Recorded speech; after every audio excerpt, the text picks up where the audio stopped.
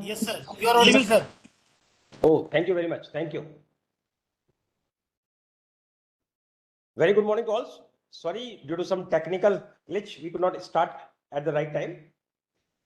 Today we have a very interesting topic related with medical laboratories.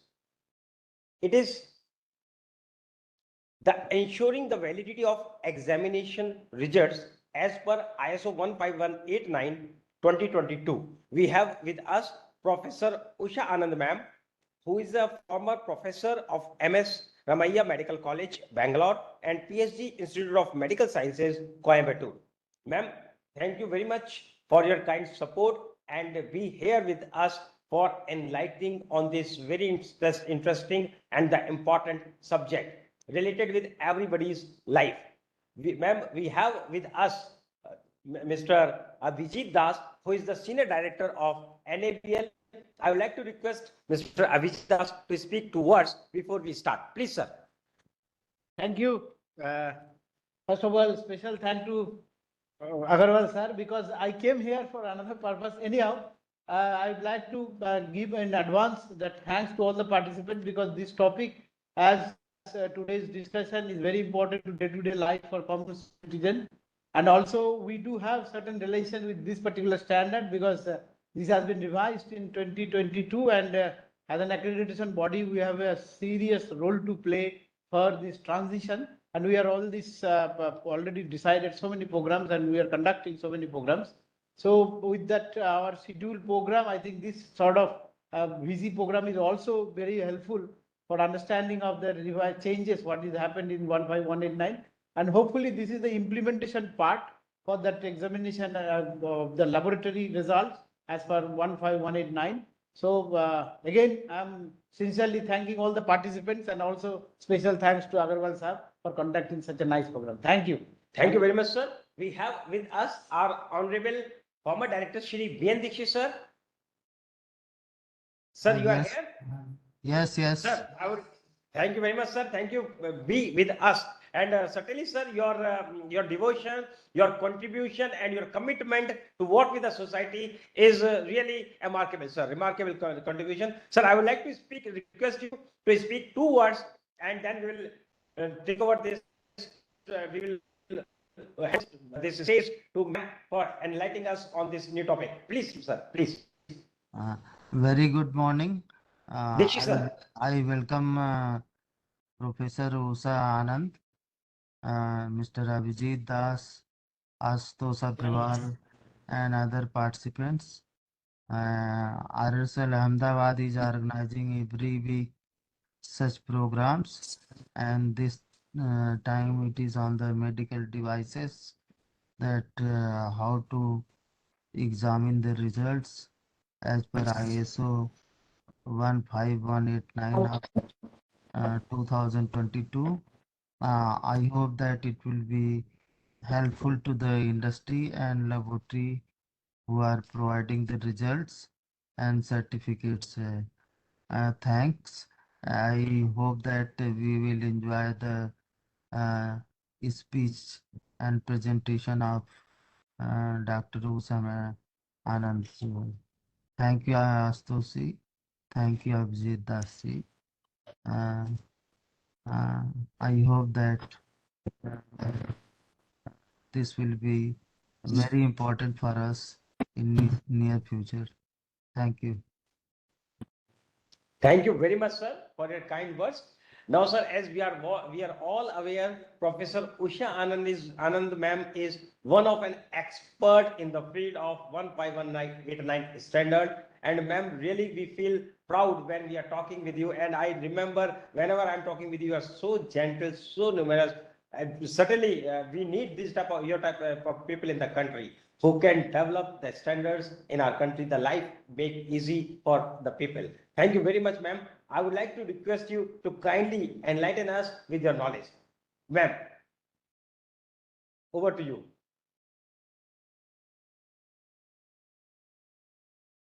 Ma'am, your mic and I think camera both are off. I don't know whether I can switch on. Can you hear me? Yeah, ma'am. Yes, ma'am, we can hear you very well. We can hear you. Video, I'm not able to make out how this video. Ma'am, earlier it was shown in the beginning. Yes.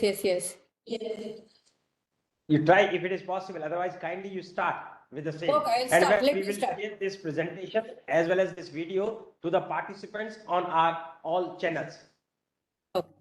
I think I'll start. Video will see. Please. Instead of wasting too much time. Anyway, as long as you can hear me loud and clear, that is fine. And I hope you can see my screen also. Please tell me whether you can see my screen. Yes, ma'am. We can see your screen. Okay, good morning to all of you. It is indeed my pleasure to be part of this wonderful, situation where I have this opportunity to present this topic in front of, I would say it's an august audience, because legal metrology is something of the country, is doing human service. And I feel very happy and that I have got this opportunity. So thank you very much, Ashutosh ji, for giving me this opportunity. And thanks to all the participants for coming in to listen to whatever I have to say. And I sincerely hope I do justice to whatever expectations that you have. So I think without further ado, I will start the presentation. So the topic is ensuring the validity of examination results as per ISO 15189-2022. I'm from Bangalore and I was a biochemist, basically, a teacher in medical colleges, and also have been part of looking after labs, medical labs.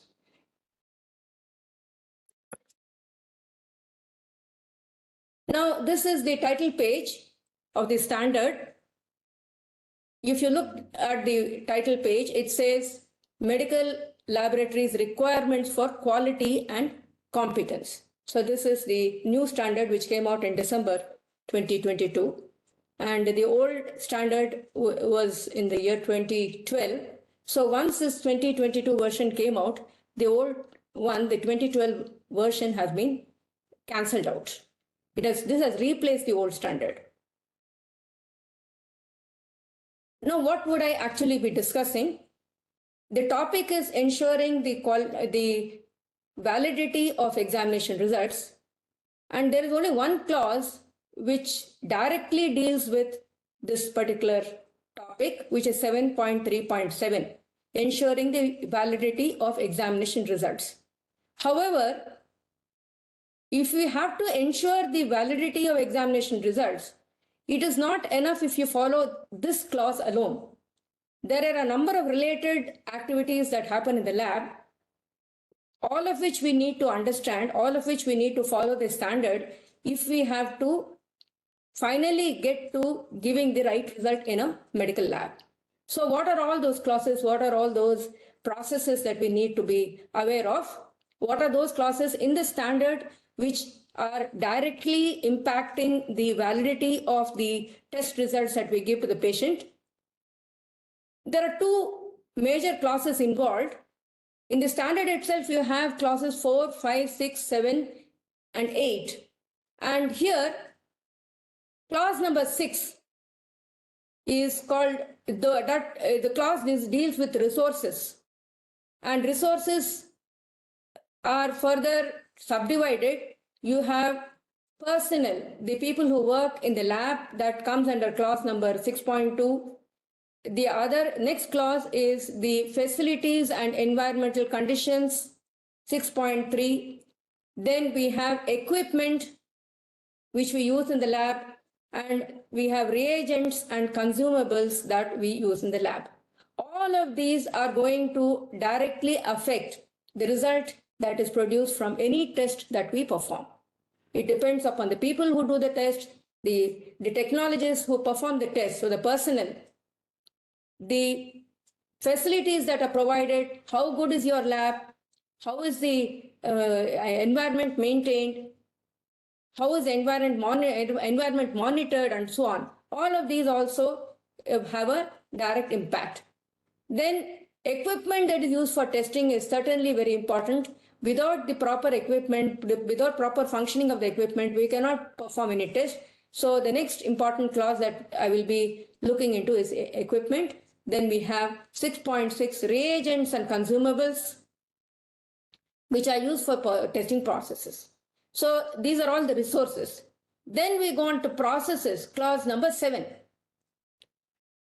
I will be looking at the following subclasses under clause number 7. The general 7.1.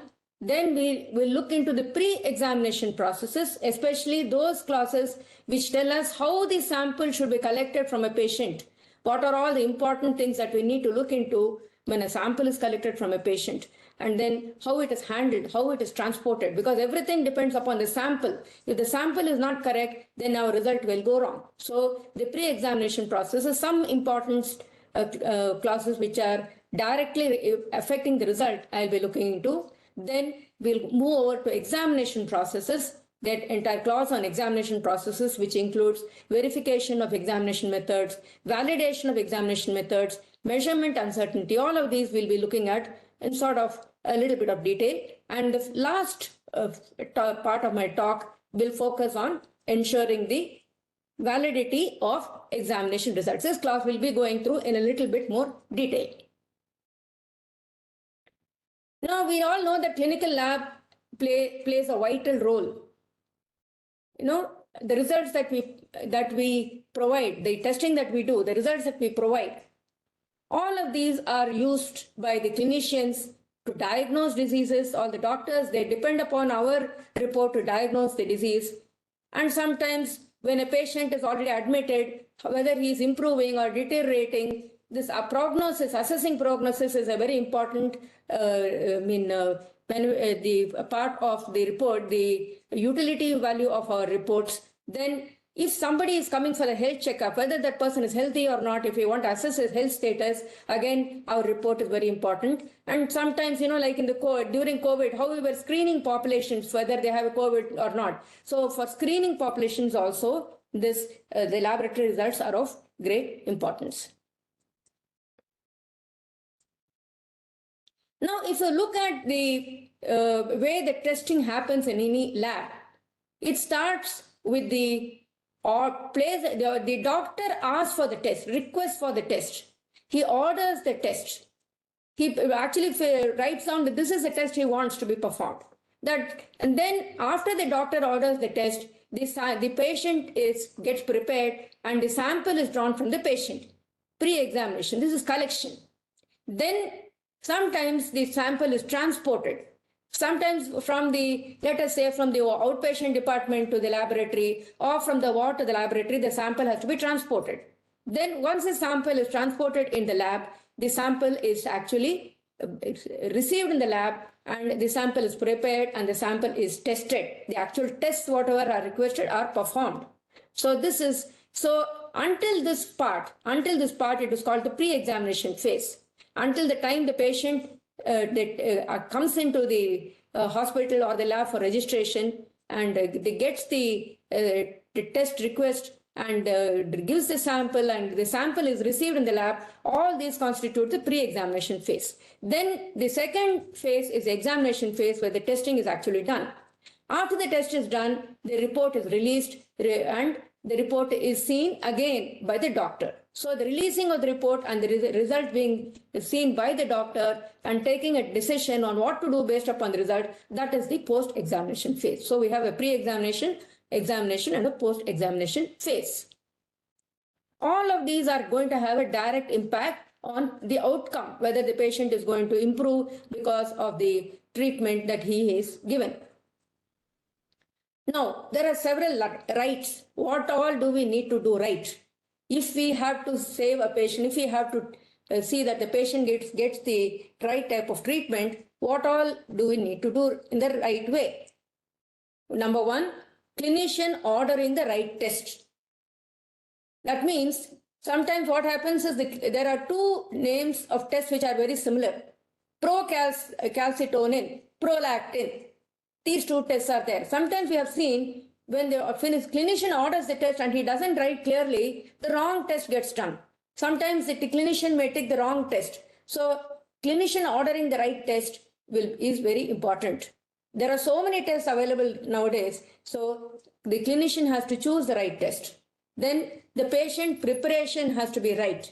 If he has to be fasting, he should not be having anything in the morning except water. So the patient preparation is the next right thing that we need to do. Then the right sample is collected. That means what is the type of sample that the patient has to be given? Is he going to give whole blood? Is the sample going to be a urine sample? Is it a pus sample? Is it some histopathology sample? The right sample has to be collected from the right wherever it is needed.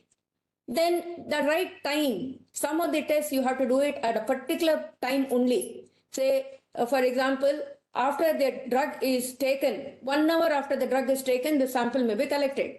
Or 1 hour after glucose is given, the sample may be collected. The sample has to be collected at the right time. In those patients in whom there is a history of chest pain, the sample has to be collected within 1 hour after the patient suffers the chest pain. Only then you get the right result. So timing is very important. Then the right container. What type of tube are you going to use? Are you going to use EDTA tube? Are you going to use a plain tube? And what preservatives are you going to use inside that collection tube? All those are also important. Then the sample has to be transported at the right manner within a certain time at a certain temperature. For example, some tests we need to transport the sample on ice. Otherwise, the sample will get deteriorated. So right temperature, right way, it has to be within the right time, it has to be transported, and it should be kept in a proper box and so on, so that it does not cause any harm to the person who is transporting the sample and so on. Then the number 7 is the right method. Which method are you going to use to perform the test? Then when you report, the reference interval has to be right. For example, if I'm having a pediatric sample, I'm giving the result of a pediatric sample, I should not be putting adult reference value. The entire, the implication, the interpretation will alter. So, right reference interval. Then the sample has to be also sent at the right time, dispatched at the right time, to the right place. Whichever ward it has to go, it has to go. And the right clinician has to see. Only then all of these put together will have the correct, the patient outcome will be correct. Then we now go on to the clause 6, resource requirements. I have highlighted certain of these things. These were the ones which I have highlighted are actually the ones which we need to be looking into. Now, general 6.1. From now on, I will be reading out from the standard and making comments and giving explanation wherever required. The laboratory shall have available the personnel, facilities, equipment, reagents, consumables, and support services necessary to manage and perform its activities. So what do we need for the test to be performed? We require people, we require facility, we require equipment, and so on. We require reagents. If any of these is not okay, if there is a problem with any of these, then we cannot get the right result. So looking at personnel, 6.2. 6.2.1, general. A, the laboratory shall have access to a sufficient number of competent persons to perform its activities. So what is the main information here? We should have enough number of staff. If for a particular department you require 10 people to work, you cannot do the same work with 5 people. You require 10 people means you should have 10 people. Otherwise, the workload will be so much that mistakes will come in. So enough number of staff and competent. They should all have right qualification. They should all have the right training and so on. And only then knowledge, skill, everything is important, without which the laboratory result can be affected. So competent persons, right number of persons is important.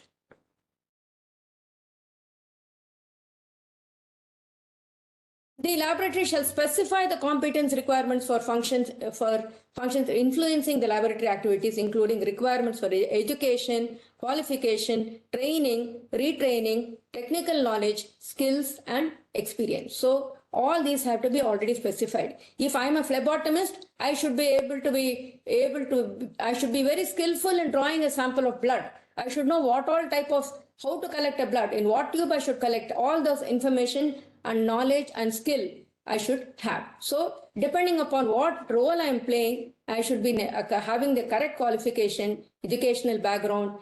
I should have be trained. I should be competent. Only then I will be able to function and give the, ultimately this means this will all have an impact on the result. Then authorization. Now suppose I am doing a particular job in a lab. I am analyzing using a particular analyzer. Let us say I am using a chemistry analyzer and I am analyzing number of biochemistry tests. Before I use that particular equipment, before I start doing that, I should be authorized. Authorization. Somebody above me should see that I am trained. Somebody above me should see that I am competent, should prove that I am competent. After they know my competence, they should authorize me to carry out that particular task, without which I can make mistakes, things can go wrong. So authorization, the laboratory shall authorize personnel to perform specific laboratory activities. So it may be review of a report, it may be releasing of a report, it may be using the LIS of the lab, it may be validation of a method, whatever it may be analysis. I should have the authorization to do that particular activity, without which I should not be doing that particular activity or particular part in the examination process. So that was about personnel. Now we go on to facilities. The lab itself. The lab itself is a very important place because you cannot do a test in any room. You always have a specific lab. You know that during COVID time, how much of importance was given, where the sample should be received, how the sample should be transported, what is the meaning of a clean room, what is the meaning of a dirty room, what is the use of a pass box. Like that, every little detail is very important. So the facilities and environmental conditions, the temperature of the lab should be maintained. The temperature of the lab should be monitored.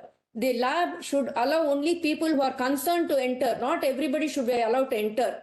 And if visitors should enter only if they are given permission. Even the engineers who actually do some maintenance, they should also be allowed to enter only with permission. So first of all, the environmental conditions should be suitable. They should be monitored, and also the entry of people in the lab should be restricted only to staff and only occasionally to others.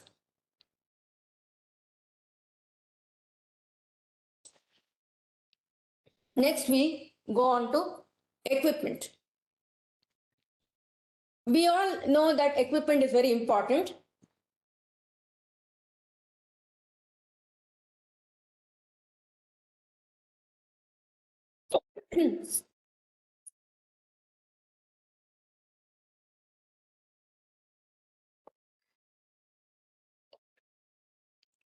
So what are the important points regarding equipment upon which our test result will depend upon? First of all, how do you procure an equipment? You should always be very, very choosy. You should be able to select which is the best equipment that will get the test done for you. So the laboratory shall have processes for selection, procurement, then even installation. Installation, the engineer will come and do. But how it is going to be installed? You should cooperate, give all the facilities required for the engineer to come and install. Then there is something known as acceptance testing. Whether the equipment is working as per your requirement, acceptance testing has to be done. So for all of these, there should be processes in place. How do you handle the equipment and so on? So when you look at equipment, it is not only analytical equipment. It is not those big auto analyzers alone. Although we are dependent a lot upon auto analyzers, remember that equipment also consists of things like pipettes, other glassware that you use, pipette tips. It may be even the incubator and so on. So many things that we stopwatch, like that, there are so many things that we use, weighing balance, all of these come under the category of equipment, and we should have the right one for the job. The quality of the result depends upon the type of equipment that we use, including both analytical equipment as well as non-analytical equipment such as pipettes and balances and so on. Thermometers, centrifuge, all of these also. The laboratory shall have access to equipment required for the correct performance of laboratory activities. All the equipment that we require, we need to have, without which, of course, we cannot perform. So now we have equipment acceptance procedure. The laboratory shall verify that the equipment conforms to specific acceptability criteria before being placed or returned to service. Equipment for measurement shall be capable of achieving either their measurement accuracy or measurement uncertainty or both required to produce a valid result. So any equipment that we use, for example, let us say I'm using an electrolyte analyzer. This electrolyte analyzer is giving me the result of serum sodium, serum potassium and chloride. I should first make sure that whatever equipment that I purchase, whether it is actually giving me the required results, is it acceptable for use? I should first have a procedure on how I am going to verify.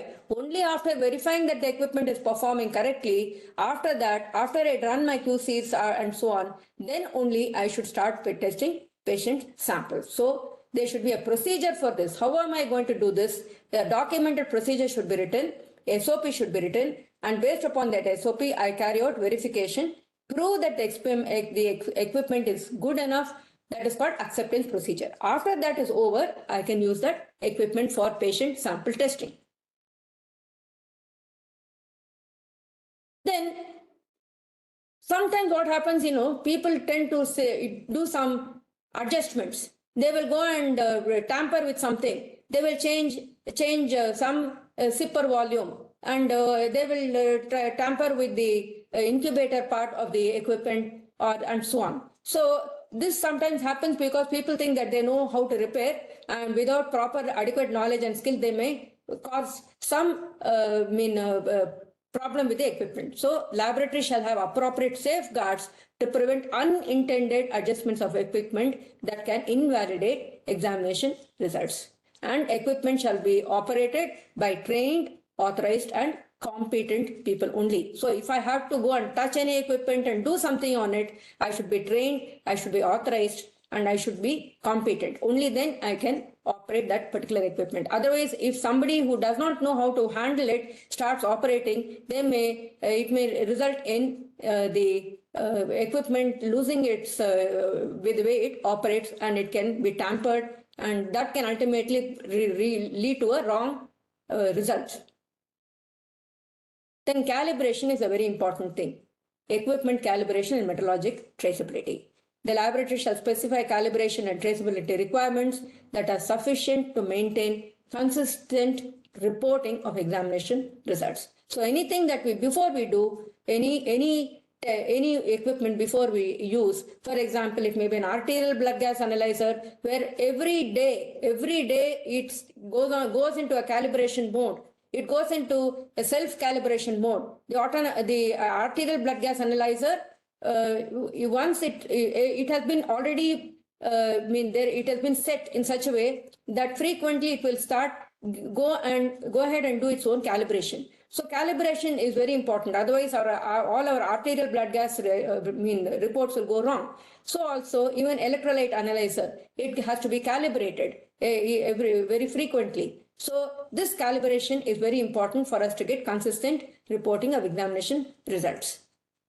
Sometimes the engineer comes and does a calibration. For example, in hematology analyzers, the engineer will come and he will do the calibration for us. So in such cases, we don't have to worry. Only thing is we should be aware that we need to calibrate when we need to calibrate, and we should call in the engineer to ask him to do the calibration.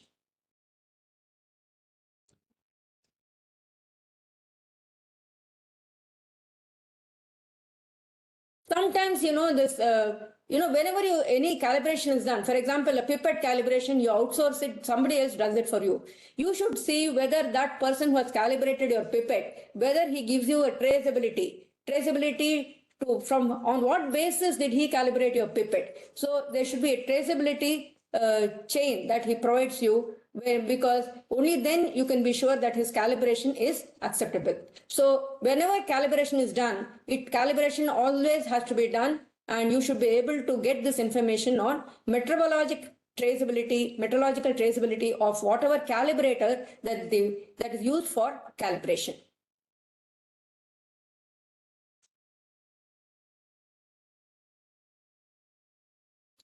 The laboratory shall have procedures for calibration of equipment that directly or indirectly affects examination results.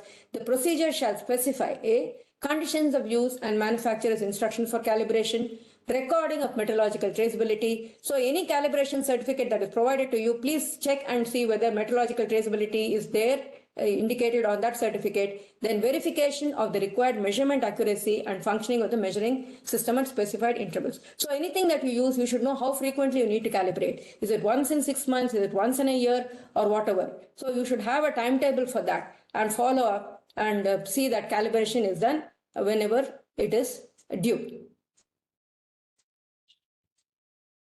Then on each and every equipment, you should write whether it is calibrated. You should have a sticker. You put a sticker, this equipment has been calibrated on such and such a date. And following below that, you also have to write down when the next calibration is due. So every equipment that you have in the lab will have stickers to indicate the date of calibration, when it was done, and also the date on which the next calibration is supposed to be carried out.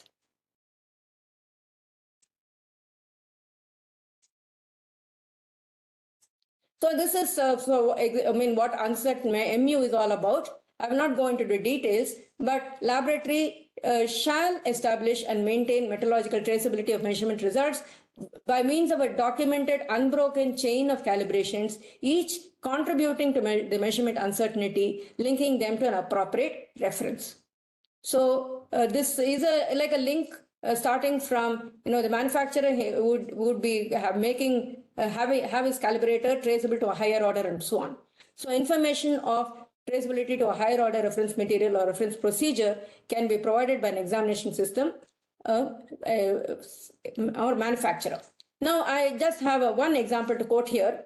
We all estimate creatinine in the biochemistry lab, and the estimation, whatever may be the method that we use, it may be a Jaffe kinetic, it may be an enzymatic method for creatinine, whichever method we use, we always have to ensure that this method, the calibration, is ultimately traceable to the best method, to the gold standard method, and that gold standard method is known as IDMS method. IDMS stands for isotope dilution mass spectroscopy. So that is the ultimate method to which our bench method should be traceable. This IDMS method we are not we don't perform in our labs, in the biochemistry labs, the regular routine labs. However, we do have methods which are traceable to this IDMS method.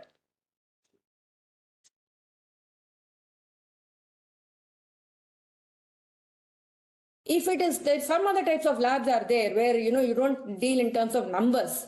In biochemistry and all, we deal in terms of numbers. But in some other sections of the lab, for example, genetics lab, the traceability will be to genetic reference sequences. That has to be given.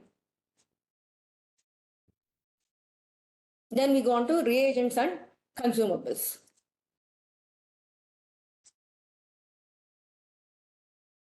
6.1. The laboratory shall have processes for the selection, procurement, reception, storage, acceptance testing, and inventory management of reagents and consumables. If you go back to the equipment clause, this is a repeat. Whatever you saw in equipment, the same thing is almost like a copy and paste, except that here we are looking at the reagents that we use in the lab. How do you procure the reagents? How do you select the reagent?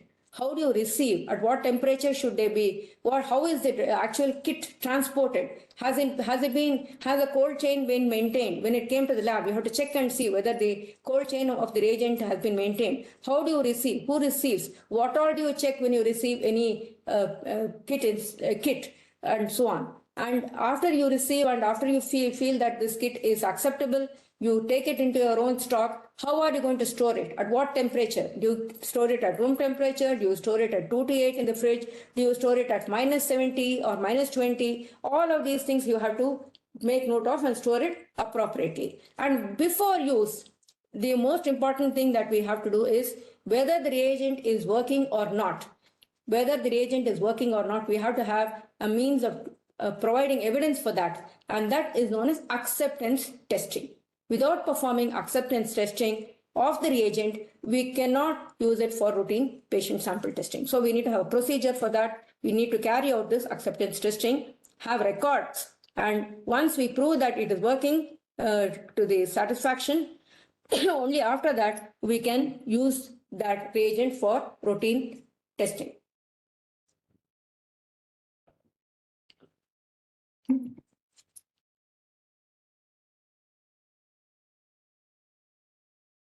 Then whatever we need to store, any reagent, according to manufacturer specifications, and suppose you keep the kit at minus 20. How do you know that the deep freeze is maintaining minus 20? You have to monitor. You have to see. Every day you have to check and see whether the deep freeze is working fine, whether the temperature of the deep freeze is maintained really at minus 20 or not. So this is very important. Otherwise, the reagent can deteriorate. And if the reagent deteriorates, you know that your test can go wrong. So that is why it is very important to monitor the conditions under which the laboratory is storing reagents, or for that matter, anything. It could be calibrated, it could be anything that is used, solvents, all of these, each of these has a particular specification for storage, which has to be done as per the specification.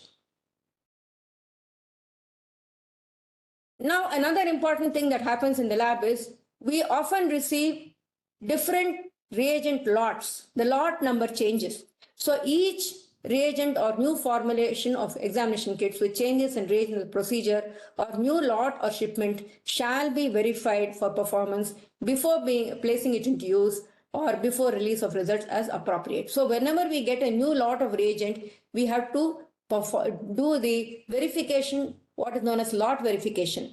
We have to calibrate, we have to run our QC, see whether the performance of the new reagent lot is appropriate, is acceptable. Only then we can use it for patient sample testing. So this verification is very important whenever we get a new reagent lot.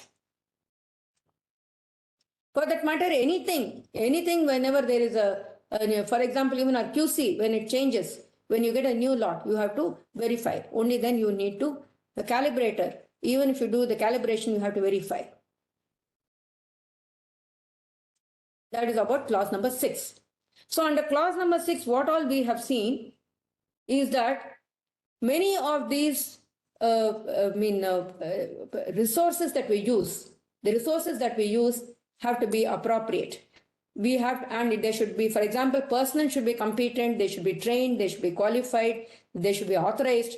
And then when you look at the facility, the actual lab environment, certain other things like the refrigerator, deep freeze, certain other things like, an incubator, all of these have to be monitored to see whether they are maintaining everything correctly. Then the other thing that we saw was equipment, how the important equipment is and how we need to first verify that the equipments are giving us the right performance. So also reagents and consumables. These are all coming under resource requirements. Now, all of these have a bearing on the result. That is why I touched upon these clauses. Now, from clause number 6, I have not gone through each and every clause in that clause number 6. I have only picked up those points which are relevant to the topic, that is ensuring the validity of examination results. So now we move on to the major clause number 7. Clause number 7 is all made up of processes. It's called process requirements. 7.1, the laboratory shall identify potential risks to patient care in the pre-examination, examination and post-examination processes. So now actually one important observation that I want to make here, the new standard has laid a lot of emphasis on risk to patient care. They are always wanting any person working in the lab, all of us who are working in the lab, we should be aware that whatever we do, if there is a chance that we can do something wrong, if we do some mistake, if we do something wrong, then the result that we get is, if it is not correct, then directly it is going to affect patient care. So this is the risk that we are posing because of some error that we might commit in the lab. So we should always think in terms of risk to patient care. So that is one of the key things, that focus areas of the new standard. Risk, that is like any hazard that the patient is likely to be exposed to because of an error that we might commit. So we need to identify where, in all areas, pre-examination, examination, post-examination, each of these we need to identify how things can go wrong. For example, if a sample is collected in the morning for serum potassium, and the sample is transported to the lab after 4 or 5 hours. We receive the sample in the evening at 5 p.m. The sample has been drawn at 8 a.m. We are receiving the sample at 5 p.m. Then we do the test. Then our serum potassium will be spuriously high. We will get values which are wrong. And if we report that, then the patient treatment protocols will be changed and the patient can come to harm. So it has a direct impact on cardiac function. So we have to be very careful that we have to always see, is there any risk of delay in transportation?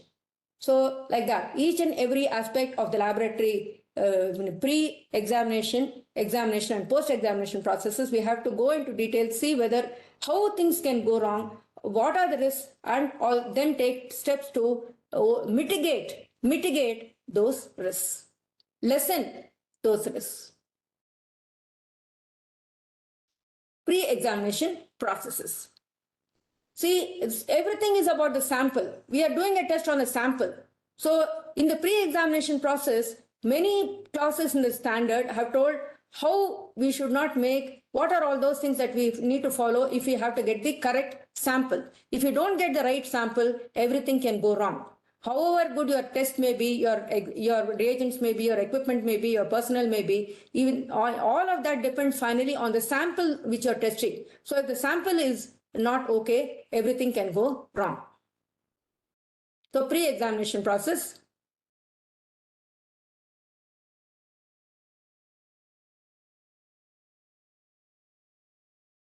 Primary sample collection. It talks about primary sample collection and handling. So what is important take-home message there?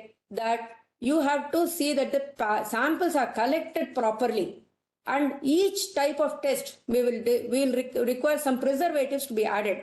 For example, when we collect a sample for glucose, the blood that we collect has to have a preservative. It has to have sodium fluoride and potassium oxalate, or sodium fluoride and EDTA.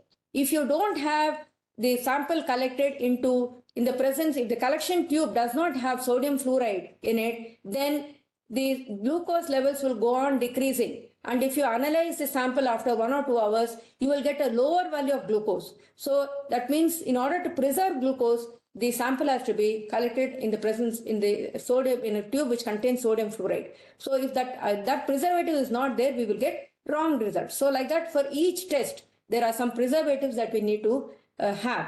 And so we need to first, to get the right result, the samples have to be collected in the presence of the proper preservative so that the sample does not deteriorate.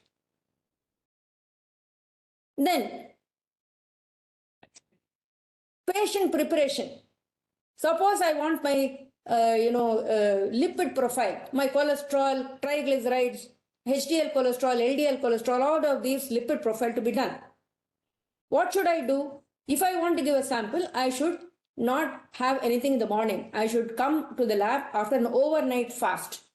I should not be eating anything in the morning.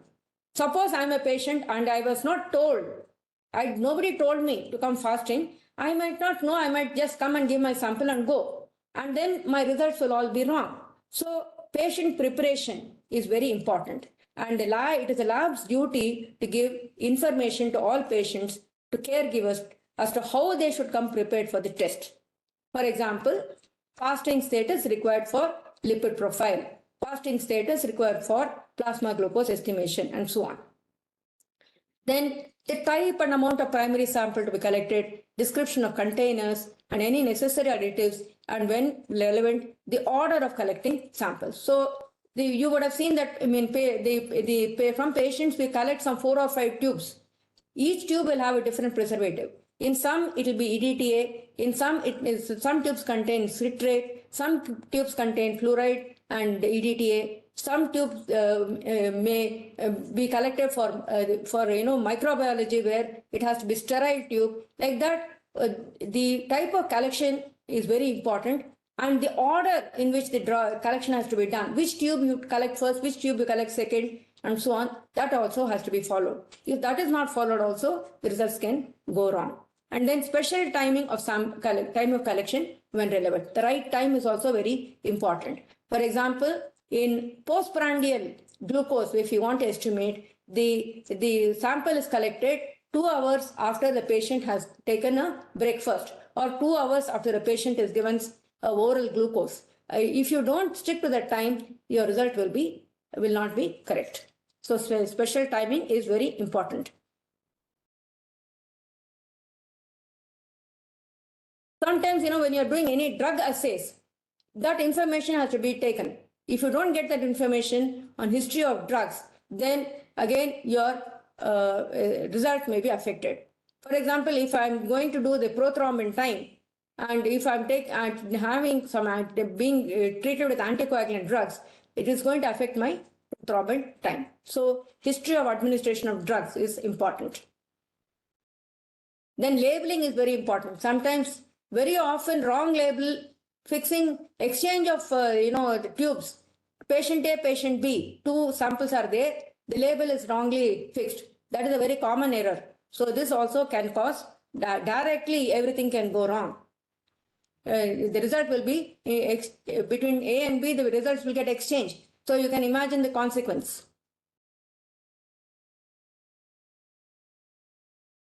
Then transportation. Very important.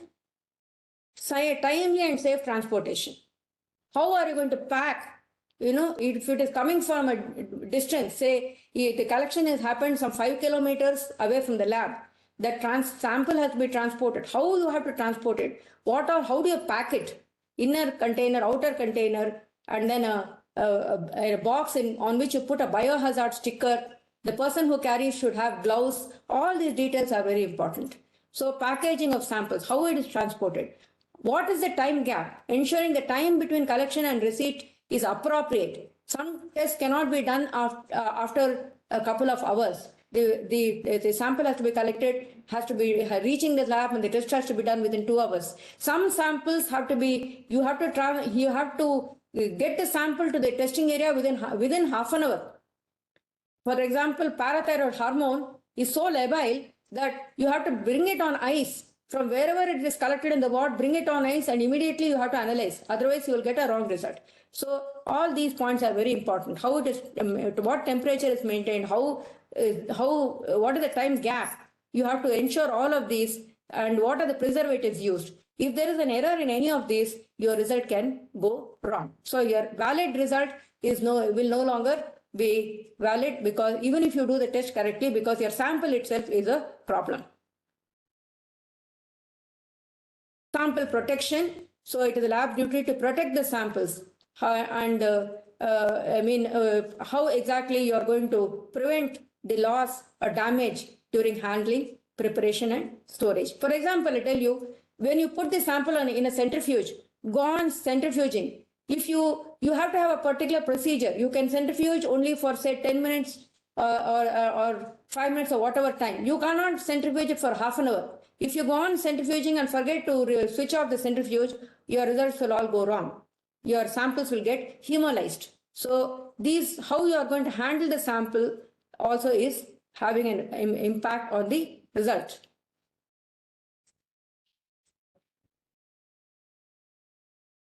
Then,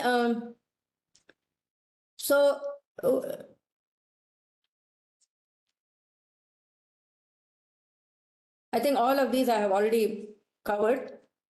Labeling, I have already told you.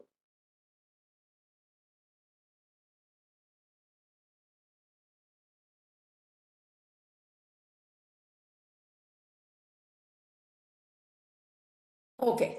Now we go on to examination. We have finished the pre-examination processes. Now we go on to examination processes. The laboratory shall select and use examination methods which have been validated for their intended use. That is a very important thing. So who validates the examination? Suppose we get a kit for, say, estimation of serum cholesterol. The kit is manufacturer or the kit would have validated that method. So we are using that method because it has been validated by the manufacturer. So we have to select only those kits which are already validated. Only then you can be sure that your result will be correct. So shall select and use validated methods. Then what do you do? Once you get the kit, you have got a kit from a manufacturer, the kit manufacturer has validated. Although he has validated, you have to do one thing called as verification of examination method. The laboratory shall have a procedure. That means you should have a documented procedure on how you are going to do verification. So validation is the manufacturer's duty. Verification of the kit is the duty of the laboratory. It has to be carried out by the people who work in that particular part of the lab. So you have to see whether the precision is all right, whether the accuracy is all right, whether the specificity is whether the method is specific, and so on. So what is the lower limit of detection? What is the linearity? All of these things you will be verifying before you use it for patient sample testing. Especially precision, accuracy, these two parameters are very important and they have to be verified before you use it for patient sample testing. So you are making sure that the performance of the kit is as per requirements. Sometimes if you do your own reagents, if you don't have any kit, you are developing your own method, then there is no manufacturer there. You have to then do the validation yourself. In the lab where I used to work, we had an LCMS, liquid chromatography mass spectroscopy. There, all the reagents, they were prepared in-house. So in that situation, for using the LCMS equipment, we had to do the validation ourselves because there was no prior validation, there was no manufacturer. So the laboratory design method was there, so we had to validate it. Then another thing that we need to determine, we have to find out or determine is measurement uncertainty. Now measurement uncertainty, how we have to do this is given clearly in a document prepared by NABL, that our National Accreditation Board, they have given us a method on how we have to do MU. So we can have a look at that, and they recommend that we have to determine MU using internal quality control samples. So we make use of internal quality control, run it several times, and look at the long-term imprecision over a period of, say, 3 months, 6 months. We make use of that SD, we make use of that CV percentage, multiplied by a factor of 1.96, and we determine the measurement uncertainty. So we have to determine measurement uncertainty using internal quality control samples. We get the imprecision, long-term imprecision, and that is used for calculation of MU. And we have to keep records of this. Then we have to write down all the SOPs. Whatever tests that we perform, we have to write the SOPs. Why do we have to write the SOP? The reason is because there are so many people working in the lab. And if there is no proper SOP, each one will do the test in his or her own way. So in order to ensure consistent application, so that all of us doing the same way, we have to have SOPs. Now we come to the ensuring the validity of examination results. This is the main topic under discussion. So I'll read it out. Clause by clause will go. The laboratory shall have a procedure for monitoring the validity of results. The resulting data shall be recorded in such a way that trends and shifts are detectable, and where practicable, statistical techniques shall be applied to review the results. Then the third point is this monitoring shall be planned and reviewed. So here, what does it mean? That we have to first check whether the test that we are performing, the assay, the test is valid or not. And we have to do this. How we are going to do this, we'll come to in the next few slides. And another thing is, we have to also look at what are known as trends and shifts. And whether our testing slowly the results are going on increasing or slowly they're decreasing. Suddenly there is a shift in the results that we get. All these things we have to monitor by making use of statistical methods. Now, example of what is validity. This is the COVID-19 antigen. This is a rapid test which we were doing during COVID times. This is the positive. We can make out both the test and the control lines are there. This is negative. The control is having a line, but the test is not having a line. So both these are acceptable, correct? But here it is invalid. Here you have a line for the test, but control has no line. And here both does not have a line. So these two are examples of invalid tests. These two are examples of valid test. So each and every time we do a test, it is being checked whether this particular test is giving valid results or not. It is a qualitative test, only positive, negative we see. Now, this is what I told you as, to see trends and shifts. This is the Levy-Jennings plot. The Levy-Jennings plot having the mean and the 1SD, 2SD and 3SD above and below. And we keep on doing our internal quality control. Every time we do an internal quality control, the result becomes one particular. The blue dots are the results of our internal quality control. So here you can clearly make out there is a shift in the mean. The original mean was here, that pinkish area, the light orange, and the mean has shifted. So that means your method, there is some issue. So there is a problem with your analysis. So you have to troubleshoot. You have to see why this has happened. So this is a way of showing how a shift has occurred here. So the resulting data shall be recorded in such a way that you are able to see the shift. The value has suddenly gone down. So if what you might have been getting 100 milligrams per dl, you are now getting 90 milligrams per dl. So that means there is some issue with problem with your either your equipment or your reagents. So this is how you use the LJ chart to look for trends and shifts. This next one, this is a trend. See, slowly the values are coming down. So when you look at your internal quality control, if you see something like this, it means you have to stop testing. There is some issue. You have to see what is the problem and solve the problem. Only after that you can do the patient sample testing. Then we go on to internal quality control, 7.3.7.2. I will read out whatever is given here and then we'll understand. The laboratory shall have an IQC procedure for monitoring the ongoing validity of examination results according to specified criteria that verifies the attainment of intended quality and ensures validity pertinent to clinical decision making. So what does it mean? It is just saying that we have to have a process. We have to run internal quality controls every day. Every day, many times in a day, depending upon our sample load, we have to run internal quality control. Only then we will know whether we are getting the correct results or not, like I showed you in the previous graph. So that is the one which gives us the confidence that our test measurement system is performing correctly. Then there is one particular word here, intended quality. What is the meaning of intended quality? The intended clinical application of the examination should be considered as a performance specification for the same measurement can differ in different clinical settings. Now, I have given an example here. What is the meaning of intended clinical application? Now, look at what is given in italics here.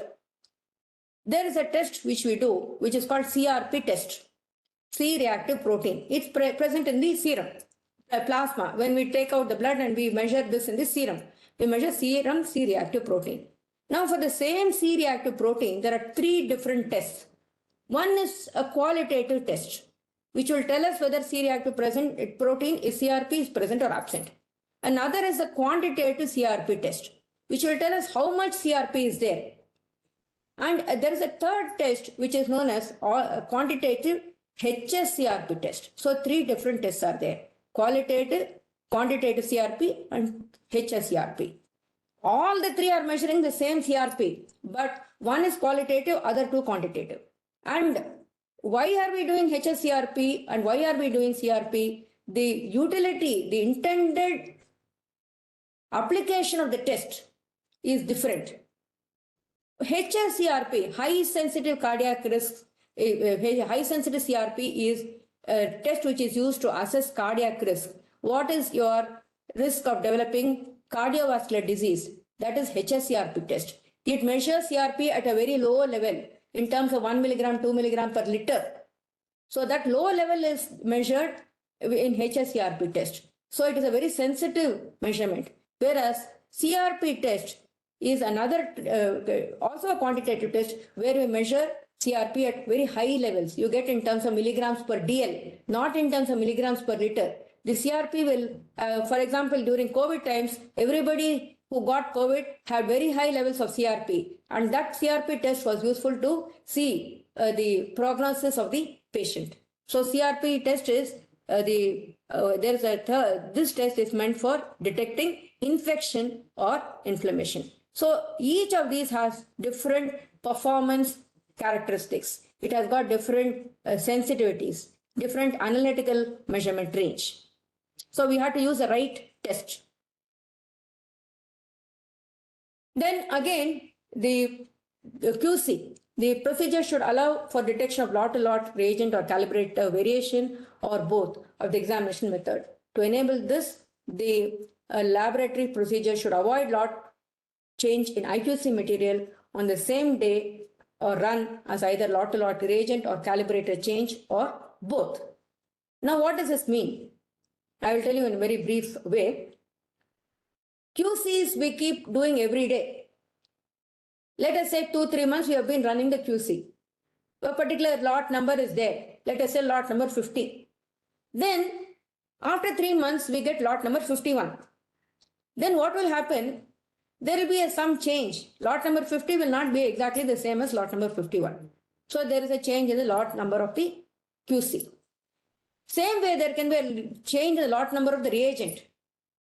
Reagent lot number may be 100, it may become 101. Calibrator lot number also can change. So for example, if the calibrator is 5, now today, afterwards it may change to 6. So 3 variables are there: QC lot, calibrator lot, reagent lot. What the standard is advising us, make sure that you have enough in stock so that you should not end up with everything being different. If a QC lot is changing, have at least the same reagent lot. If the calibrated lot is changing, make sure at least you have the same QC lot. So ensure that all of these don't change together. Avoid lot changes in IQC material on the same day as reagent lot change. Then the use of third-party IQC material should be considered either as an alternative to or in addition to control materials supplied by the reagent or the instrument manufacturer. So what is the meaning of this third party? What we can have is, if a reagent manufacturer along with the kit we get a QC material, that is not third party.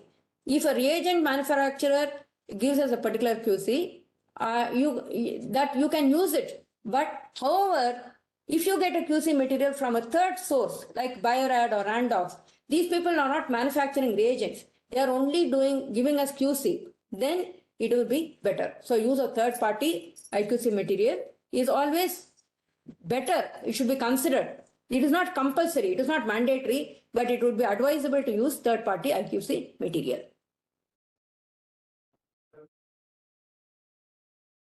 The laboratory shall select IQC material that is fit for intended purpose. And for example, if you have a chemistry analyzer, we generally use 2 levels of QC.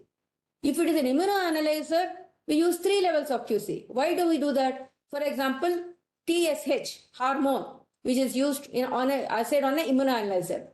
We have thyroid stimulating hormone, which is within normal levels. We have thyroid stimulating hormone in patients who have very low levels, close to almost zero, like 0.1 and so on. We have thyroid stimulating hormone levels in some patients who have 100, very high levels. So in this particular, taking this particular example, we can say that for immunoassays, when we are assaying hormones, tumor markers, it is usually we use 3 levels of quality control. One normal, one low, and one high. For chemistry analytes, we make use of usually 2 levels only, one normal and one either high or low. So we have to choose depending upon, select depending upon the purpose of the test. When selecting IQC material, factors to be considered shall include stability with regard to the properties of interest. The matrix is as close as possible to that of patient samples. The IQC material reacts to the examination method in a manner as close as possible to patient samples. So what this means is, when we reconstitute a IQC material, the matrix, the consistency, the properties, physical properties of that should be almost like the patient sample. It should mimic the patient sample. I cannot use water, aqueous medium, say sodium dissolved in water, in deionized water. If I do, I cannot use that as QC because sodium is present in serum in the presence of proteins and so on. So the matrix should be as close as possible to the patient, that of patient samples. So only such IQC materials I should use.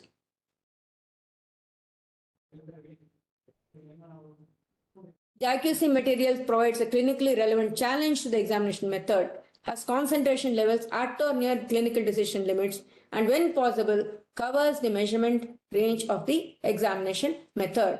So this, I already told you, example of TSH. TSH in samples that we receive can vary from as low as 0.05 till more than 100.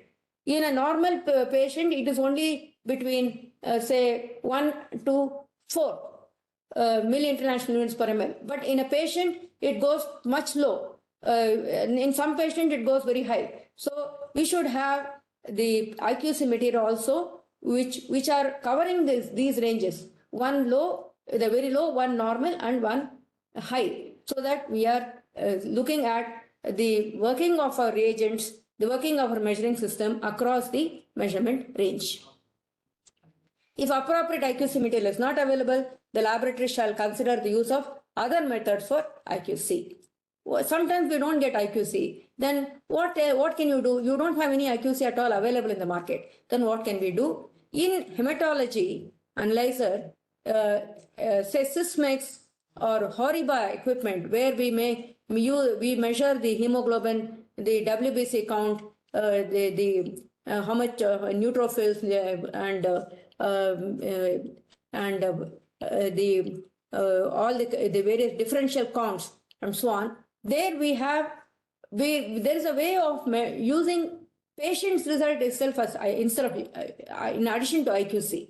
It is known as there are graphs which are displayed just like our LJ chart, and those graphs are generated by the equipment when the patient samples are being analyzed. Each and every patient sample is considered, and an average is calculated by the equipment, and this average keeps getting displayed. That is why it is called moving average. Moving average of all patient results is calculated by the equipment and displayed. And this display is just like our LJ chart. By looking at the chart also, just like we judge our LJ chart, we can also see whether the hematology analyzer is performing correctly. So this is an alternative method.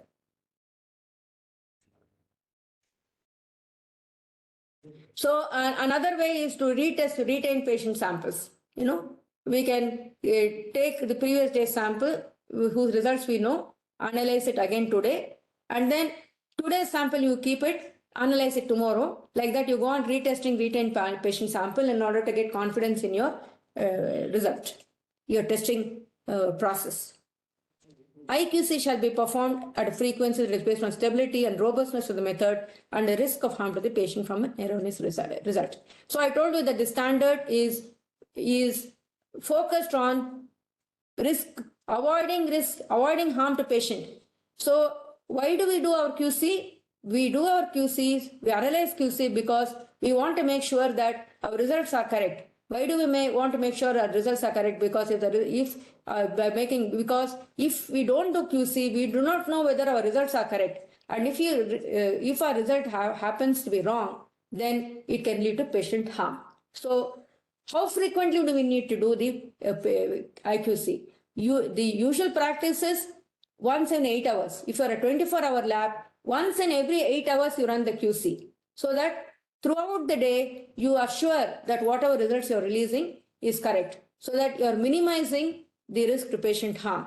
Otherwise, if you do it only once in a day, today morning you do, your QC is fine, then you do all the analysis of patient samples throughout the day. Then tomorrow morning you again do the IQC. Suppose you find the IQC is wrong, what are you going to do? Because you have already released hundreds of reports previous day. So you might have caused harm. So the frequency with which you do the QC should depend upon the concept that we should not by any chance release a wrong report. And the only way of ensuring that is to run QC at required frequency. So this trends and shifts I have already shown you, and how values can suddenly start going down or shifting and so on. One important thing is, whenever there is a failure of IQC, you should not release the patient result. That is a most important message, most important statement in the standard is, whenever the IQC fails, do not release patient reports.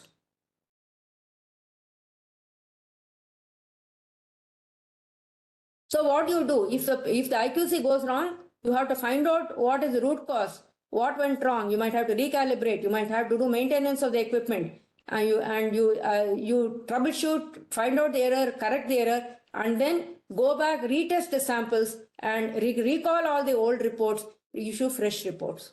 So this is what you need to do in case there is an IQC failure. Then EQA, external quality assessment. This is, the IQC test tells us our precision, repeatability, reproducibility, and so on. Using IQC, we can also calculate measurement uncertainty, I told you. This one, external quality assessment, is not done every day. It is done only, say, once in a month, sometimes even more. Once in 3 months, they might do. And here, the samples that are tested, the samples that we get, we do not know the value. In the case of IQC, we know what is the value. It is a known sample. In EQA, we do not know what is going to be the result. Somebody sends us the sample, we analyze, we report back. So here, what we are looking at is accuracy of our result. So the laboratory shall monitor its performance examination method by comparison with results of other laboratories. This includes participation in EQA programs appropriate to the examinations and interpretation of examination results, including POCT methods. So what is the important thing here? We have to enroll. The laboratory has to enroll itself in an EQA program. For example, Bio-Rad gives an EQA program. CMC Vellore gives us an EQA program. I think All India Institute of Medical Sciences has an EQA program. We have to enroll ourselves into these programs. They will send us samples, we analyze and report back to them, and they will tell us our performance. So this is the whole idea. So we have to enroll, we have to test, participate, and whoever is doing the test, the technologist has to perform the test, shall be processed by personnel who routinely do the test. We cannot ask special people to do, only the persons who are working, the routine sample testing, whoever does, those people only have to do the EQA sample analysis also. So this EQA program itself, whoever is providing us that EQA is having its own standard. If they are accredited by 17043, then it is better, because we know that whichever EQA program we are depending upon is having an accreditation status. So the standard for that is 17043. Now, there are various ways we get our result from doing by analyzing the equa sample. Our result is compared with all the results of all the other participants, and finally we are told whether we are whether our result is correct or whether there is any significant error. We get a z-score. Whenever the z-score is less than 1, it is perfect. If it is less than 1 and between 1 and 2, it is okay. But if it goes beyond 3, if the z-score exceeds 3, that means we are wrong. We are an outlier. So how do we get this z-score? By comparing our result with the mean and of all the other participants who have analyzed the same sample. So how do we get this target value? This target value sometimes the equa provider gives by using a reference method.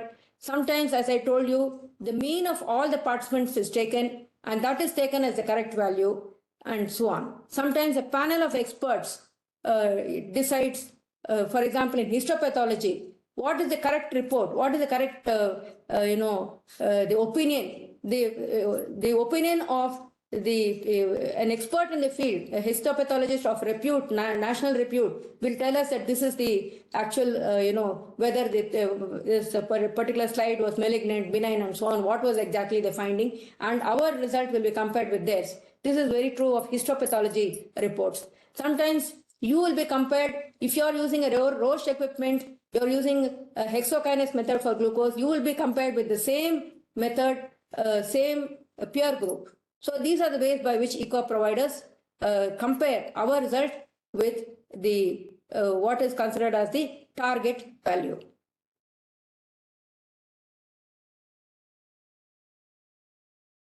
Now, sometimes equa programs are not available, in which case we have to do some sort of, we have to evolve our own ways of overcoming the situation. We can form our own group, a group of few labs get together, and you have sample exchanges.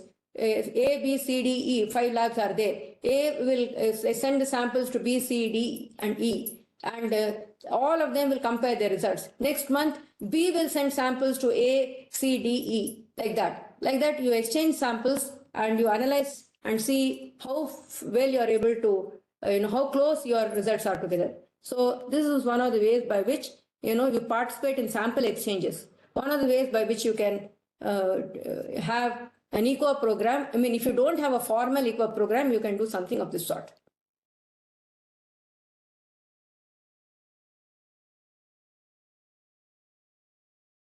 In microbiology also, what they do is the same, sample is split. 2 technicians will do A and B on 2 different analyzers, and they will compare to see what results they get. That is indirectly helping them to find out whether their test is working correctly or not. In the case of histopathology, they will take out some old tissue which they have stored in the repository, and they will reanalyze that, compare the old the correct interpretation with the interpretation which they get to see whether their sectioning of the tissue, staining of the tissue, and all that is all right. So equa results are obtained at specific every month, let us say, but they should be reviewed. Equa data shall be reviewed at regular intervals with specified acceptability criteria in a time frame which allows for a meaningful indication of correct performance. That means every month, whatever reports that you are getting, say from Bio-Rad or from AIMS or from CMC Value, they will send you a report. What sometimes people do is they just take a print and they keep it in the file. That is not the right way. You have to see the report. You should see each and every point that has been given there. Call your team, discuss with them. How have you performed in the equas? Is there anything wrong? Is there any outlier? What should we need to do? All of these things have to be considered, and the analysis of your performance is very important after you receive a report from the equas. Whoever has given you the report, the equa data should be reviewed. And if you find that your equa performance is not okay, if there are errors, clinically significant errors, then you have to see, you would have released so many patient reports. You have to revisit and see what went wrong. Is there any problem with my reporting? So this is again, where it is determined that impact is clinically significant. If your error is very high and if it is causing a clinically significant error, then you have to go back and review whatever results you have already released to the patient. Maybe you have to revise your report also. Then 7.3.7.4, comparability of examination results. When do you do this comparability? In my lab, let us say the sample load is so high for biochemistry. I'm having two analyzers, A and B. I'm analyzing patient samples, the same analyzer. I'm using, let us say, some COBA 6000. I'm analyzing on two COBA 6000 equipment or two Siemens equipment because my sample load is high. Two different equipment.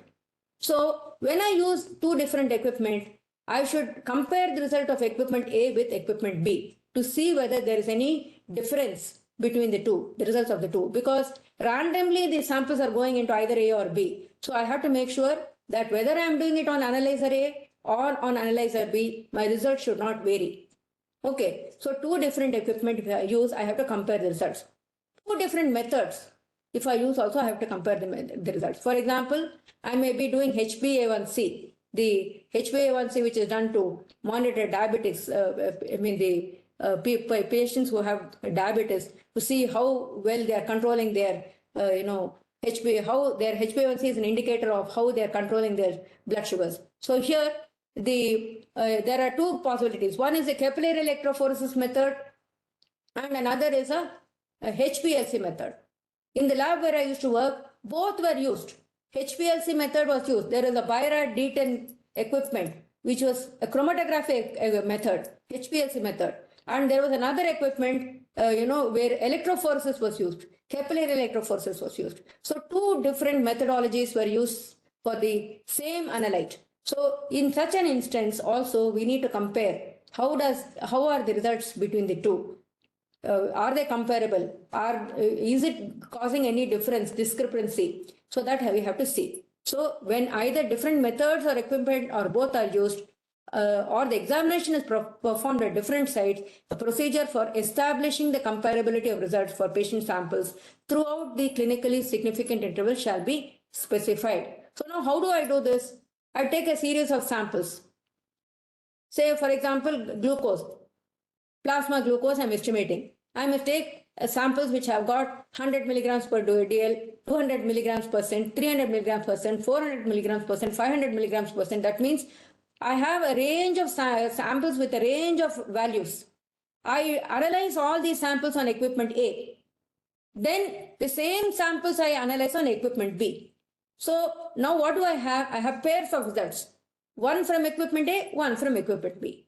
Now I can use these it is called paired data. This paired data, I can do a regression analysis. And when I do a regression analysis, the result will tell me whether the two results are comparable. That will give me information on how actually the two should correlate. It should be close to one, and there should not, if I get a line passing through the origin, between equipment A, the pairs of data, then my result is fine. So the R value also is an important factor there. If it is, the closer it is to one, the better is my is the comparison. The better the two are matching. So this I need to do whenever I have more than one equipment, because this again will have an effect on the patient result. Whether I'm doing it on equipment A or equipment B, it should not make any difference, which I have to prove by performing a comparison. So the laboratory should perform these experiments, they should record the results of comparability, and so on. And if there is any difference, they have to make sure that they harmonize. The two equipment should be harmonized so that whether it is going on equipment A or equipment B, there should not be any difference, significant difference between the results that I obtain.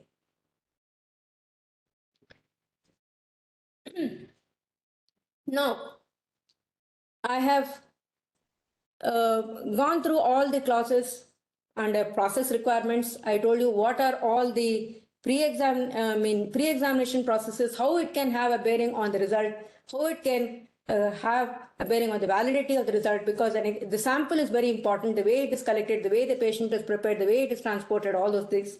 Then I told you how you have to make sure that your examination methods are verified, and what are all the performance characteristics, how good is your equipment. You have to verify, all the equipment that you use. You should have a traceability certificate for all those, the calibrations that you perform.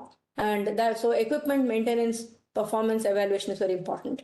Then you have the actual examination methods itself, how you perform the consistently. You have to perform by the same method. Everybody should be trained. Personnel should be trained, and they should be authorized to operate the equipment. And you should see what are all the performance characteristics of the methods that you use. And only when you are sure that they are within specifications, you should be able to do it for the patient sample testing. So that is the examination processes. And then the last clause which I saw was 7.3.7.2 regarding the how you ensure the actual topic, ensuring the validity of examination results. Ensuring the validity of examination results, if you condense it into that particular clause alone, you have to run your IQC, make sure that your IQC results are falling within acceptable limits by making use of the LJ chart. And sometimes you may have to have qualitative, you may be performing qualitative tests, in which case also you need to validate, like the card test which I showed you for COVID-19 testing. So each department, each section will have its own procedures for performing the internal quality control. Sometimes a batch may be having one control may be performed with the beginning of the batch, and all the samples will be tested. At the end of the batch, again the internal quality control will be done, so that entire batch of results will be accepted. Like that, you have to have procedures for internal quality control. You have to also have ways of looking at what is your CV percentage, what is your measurement uncertainty. All of these should be falling within acceptable limits. Then you also need to have external quality assurance programs. You have to enroll, you have to analyze samples, you have to upload results, you have to see the report. And if you find that your performance is not satisfactory, you have to go back and find out what is the root cause, troubleshoot, and so on. So that was external quality assurance. Then the last clause which we saw was comparability of examination results when you have two or more equipment. So that is all regarding the actual clauses. Now a few slides just to make you think, and some of these which I have taken from stalwarts in the field. There is a person called Reason J. He talks about human error, models and management. This was published in the journal called BMJ in 2000, and this is known as a Swiss cheese model. A Swiss cheese, the cheese that is made in Switzerland, they have number of holes, that this model is compared with the Swiss cheese. Like say you have a loaf of bread with many slices. Each slice will have a hole at a different part. So that is called the Swiss cheese model.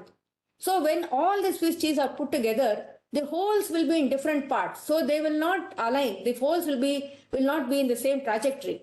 But sometimes what happens is they all come together. If all the errors come together, see, for example, look at this. What are our defense systems to see that errors don't happen? Well-designed procedures, processes. We have automation, simple methods. We have automation. We train our staff. We supervise them. We have a good information system interfacing between our lab and the hospital. And all these are our protective defenses. What are the gaps? If sometimes the methods are so complicated, there will be so many steps. So if complex methods are there, we are likely to go wrong. The simpler the method, the better it is. Then if you have different parts being done by different persons, the process is, let us say, having 10 procedures. A process, let us say an examination process is having 10 procedures. Procedure 1 is done by A, procedure 2 is done by B, procedure 3, C is done by somebody else. Like that, if you have 10 different people doing certain parts of the test, then it is a risk because there will be somebody who can do some error. So if more the number of people are handling, the more the chances of error. And shortage of staff, increasing complexity. So these are all the gaps. These are all the risk areas. So sometimes when you have all of this risk coming together, then you see what has happened is the error goes through and you get a wrong result leading to adverse events. So high technology systems, including clinical laboratories, have many defensive layers, but sometimes they are riddled with holes like slices of a Swiss cheese, and the holes in the numerous layers may momentarily line up to permit a trajectory of accident opportunity, like what is shown in the diagram, bringing hazards into damaging contact with the victims. So problems can occur with our resources, personnel, environment. You can look at this figure, all of these are there. Resources like personnel, environment, equipment. These are the three major resources. Problems could also occur in our pre-examination and post-examination processes. But how do we mitigate all of these? How do we overcome? Personnel should be trained, environment should be monitored and controlled, equipment should be calibrated, methods should be validated and verified, ongoing validation, very important activity by carrying out IQC protocols and EQA, performing EQA. So these are our differences. Now, the new standard has emerged from the cocoon. That is the figure there. The metamorphosis is complete. It is time for us to observe, read, understand, and implement the new standard. Okay, it is time because it was released in December 2022. So we have to observe, we have to read, we have to understand, and we have to implement the new standard. Many things that are there in the new standard may be the same as the old standard, but there are also many clauses which are a little different. So we have to take time off and read, understand. We have to write our documents. We have to implement whatever we write as per the new standard. So it is time for us to observe, read, understand, and implement the new standard. And remember that the new standard is based upon risk-based thinking. Lot of emphasis is given on risk of harm to patient, what all we should do to avoid it. So the new standard also talks about point of care testing, like our glucometer is an example of point of care testing. So we need to also understand what this point of care testing is about. And if required, we need to implement. So we have to implement the new standard after reading it in detail. Nature is perfect and does the right thing in the right way at the right time. So we have to follow, this example of how beautifully nature does everything, perfect coordination. And finally, you have the beautiful butterfly coming out. Not possible. This is what we need to think of how perfect nature is and try to emulate. So in conclusion, let us think of Hippocrates, who gave us the Hippocratic oath, which all doctors take. So be aware, be sensible, and do no harm. That is the message. Thank you. Thank you for patient listening. Thank you very much, ma'am, for your great presentation. Actually, I should not tell you, but the presentations whatsoever you have made till now, these are the best presentations, and certainly we are very much thankful to you about giving us this basic information and very important and necessary information. Thank you very much, ma'am. Ma'am, I would like to request you to kindly share me this presentation so that I can share this presentation with all the participants through our all portals, Facebook, Instagram, Twitter, and this LinkedIn. Secondly, we will also share your today's video with all the participants. Now we can see you, ma'am. Good to see you. Yes. See you. Thank you. So, ma'am, please share this. Thank you. I have already sent it to you by mail. Thank you very much. I have sent the attachment. Actually, the first one I sent was a don't look at that one because there are some extra slides and all which were there. The second one which I sent you, the later one is the right one which I presented today. Thank So you. it was my Thank you. pleasure actually. Thank you very much, ma'am. And ma'am, we will share this video also with the participants through our YouTube channel, and the participants can be benefited at any point of time. So thank you very much. Now, this is the open forum for all. If you wish to ask any question related with this presentation or related with the legal metrology, you are most welcome. Actually, ma'am, under this legal metrology, we are doing a lot of new things. The very good one thing which we have done recently, India has got an accreditation from OIML. We are the OIML member country, International Organization of Legal Metrology. It is an intra-governmental body like VIPM, International Bureau of Weights and Measures. Similarly, we have OIML, International Organization of Legal Metrology. Since 1956, we are the member of this body, and this body basically recommends the standards of weights and measures and weighing and measuring instruments. India was trying to become this OML member country since long, and our Honorable Director Shri Bien Dikshit is also there. So he will let us know that we are trying, and fortunately, with the grace of God and the blessings of all the seniors and the professors, we could get this accreditation recently in the last month, and now whatsoever the weighing, thank you, ma'am. Whatsoever the weighing and measuring instruments manufacturers are manufacturing after getting this certification from India, they can export all over the world. These certificates are valid all over the world. So we have a few of our friends who are from different countries, from OIML member countries in this program. Thank you, sir. Thank you very much. Be here. I'm really thankful to you. You are always with us. Thank you, sir. Thank you very much.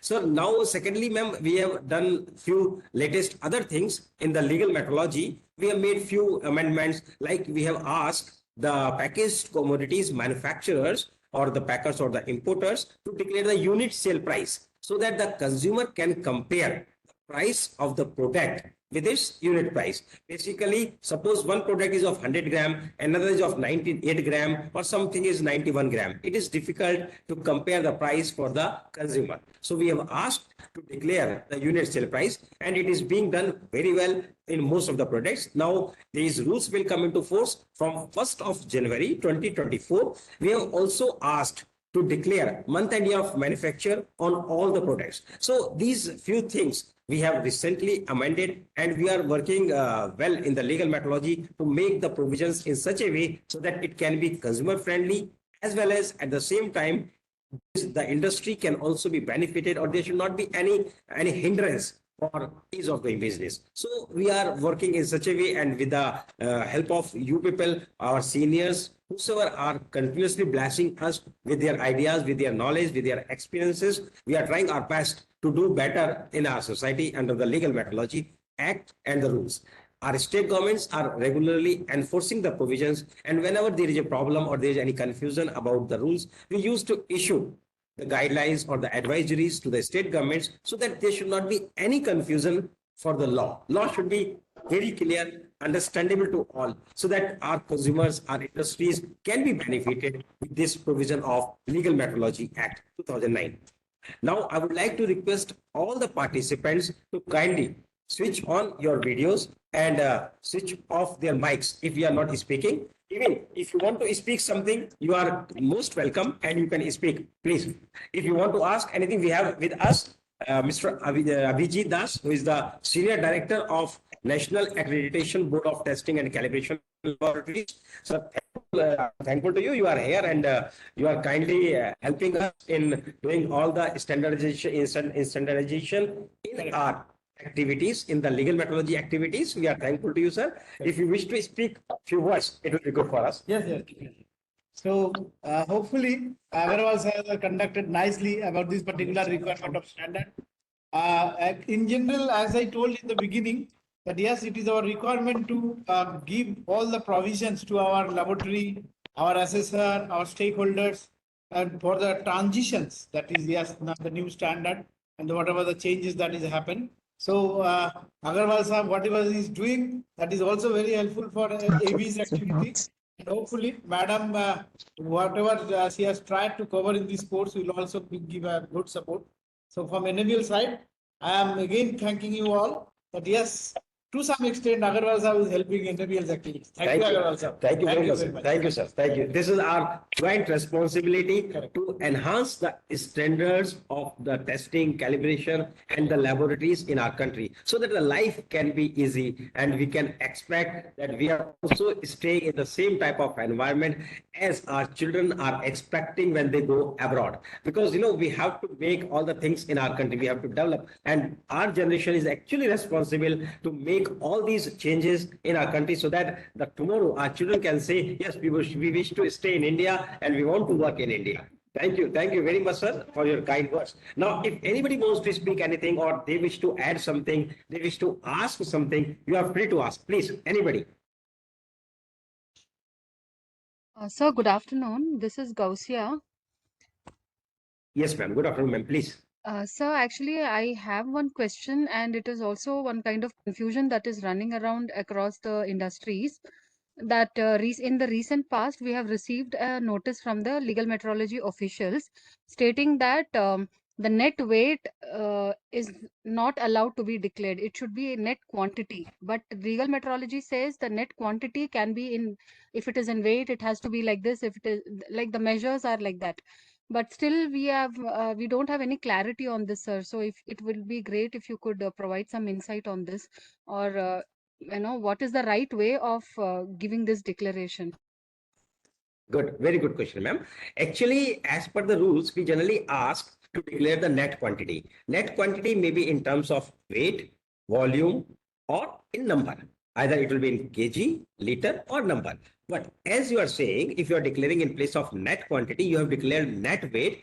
I think there is no problem. It is correct. What you can do, you just send a letter to us and we will issue a direction or an advisory or a guideline or a clarification to you so that this problem can be sorted out. Obviously, your intention is not to basically hide the information. You are giving maybe that net quantity, maybe the correct word. All right, I agree. But the point is net weight also makes the clarity about the declaration of the quantity. So I think if you have received any notice, you kindly brought it in our notice, send a letter to us with a copy of the notice so that a clarification or something can be issued.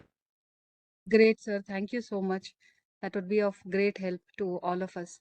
Thank you. No, this is our Thanks duty. a We are, lot. you are our stakeholders. We all have to make this country better. We are not Exactly, away sir. from each other. Completely agree. Thank you so much, sir. Thank you. Anybody else?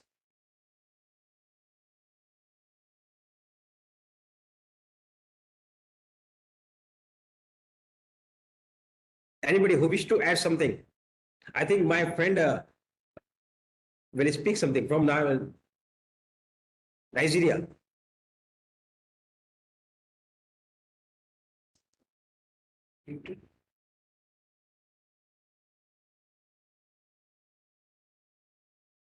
If you wish to ask, yes, sir, please. No, of course, it's the comments. Lots compared to what we have in. We've had the opportunity of getting something from, this has to do with medical lab. Likely, I want to appreciate hope we'll get more from her as time goes on, and hopefully when we get the materials, we'll circulate. And of course, it's always nice when you get that has been done today. Hope to get more from you, Ashutosh. We're here. We're here. Yeah, we keep learning. Thank you. Thank you very much, sir. Thank you. Thank you. Anybody else who wish to speak anything or wish to ask something from ma'am or about the legal metrology, because we are having many experts in this forum and all of you can speak. If I am not able to reply, it's not like that one person only has to reply. If you know better than me, kindly reply. It is a knowledge sharing session. Anybody who knows better, he can speak and enlighten us with the knowledge. Anybody else? who wish to speak or wish to ask? Because it was a very interesting topic, ma'am. And how to this type of examination in the medical, because medical testing is the most important part where the life of a man, of a person, of a patient is on, is on stake. And I think there's nothing important or better than the life. Life is the most important part. Yes, So yes. basically, I'm always thankful to you people, the doctors who are working for the society. Certainly, it's a noble, we used to say it's a noble profession where you are serving to the society. Actually, you people are serving to the society. We are thankful to you. You know, if you really think of how we measure, it's all measurement finally. It's all comes down to measurement. And unless it starts from there, you know, we think of the traceability. Unless every milligram that we measure, actually we give results in terms of picomoles. How is it possible? Picomoles, picograms, such small quantities. How is it possible? It is possible because of the IVD industry and because, you know, the support of whatever all the institutes concerning metrology, unless it starts from there, all our measurements can go wrong. So, Yes. I mean, while, you know, we do our bit, but Yes. the whole thing runs on measurements, and every measurement that we make will affect our result. And every measurement that we make use of all the tools provided by, you know, metrological, concerns or institutions. So True. it's a, I mean, something which I used to always think, you know, but for them. So while you say Yes. that, you know, we do our job, I do, I mean, I agree and I feel happy about it. But I also want to stress that, you know, this dependence, interdependence, or, you know, the how we are indebted to the industry, the IVD industry, to make it possible. See, Yes. some 40 years, when I started my career, we could not measure hormones. We never knew whether if somebody is having a thyroid problem or whatever, because we could not measure the small micromoles and nanomoles and picomoles. But now we are able to measure, and that is what has helped. And it is not that we have, you know, brought these methods. It has been, the methods have been developed, and all that. The credit should go to the industries which, you know, are concerned with measurement. So that way, I would also, you know, I felt that I should give this. I mean, give out this particular, you know, what shall I say, opinion of mine on how we are indebted to metrology also.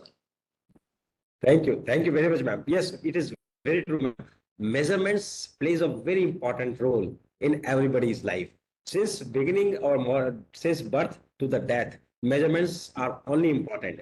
And whatsoever the country or whosoever the country is developed, only it is due to the measurements. They Yes. are doing the correct measurements and they are giving the stress on the measurements. That's why they are like this.